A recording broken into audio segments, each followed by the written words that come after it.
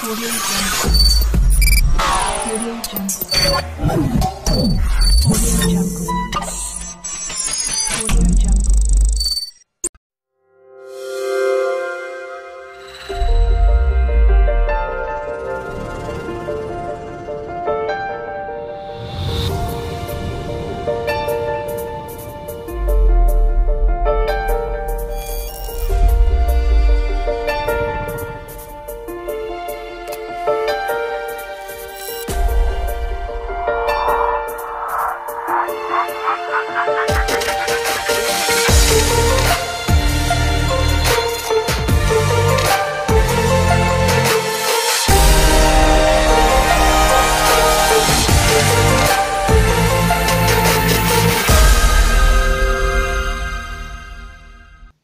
Καλώς ήρθατε στο commonreviews.eu.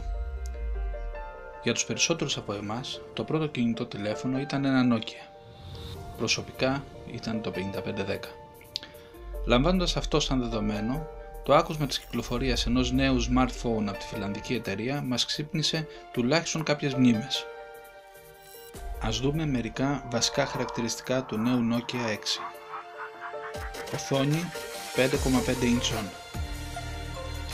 Λειτουργικό σύστημα Android 7, τελευταία έκδοση που κυκλοφορεί, η έκδοση Nougat, 8πύρινος επεξεργαστής, 4 RAM μνήμης, χωρητικότητα 64 GB η οποία είναι επεκτάσιμη με κάρτα microSD, 2 κάμερες, 16 MP η πίσω κάμερα και 8 MP η εμπρός κάμερα, ξεκλείδωμα με δακτυλικό αποτύπωμα, μπαταρία 3000 mAh.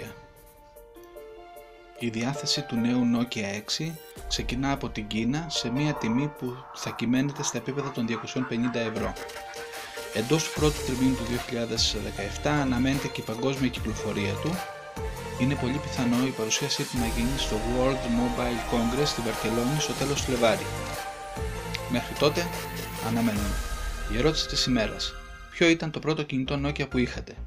Περιμένω τις απαντήσεις σας στα σχόλια κάτω από αυτό το βίντεο. Παρακαλώ εγγραφείτε στο κανάλι μου και ακολουθήστε στα social media που αναγράφονται στην περιγραφή κάτω από το βίντεο. Ευχαριστώ για τον χρόνο σας. Γεια σας.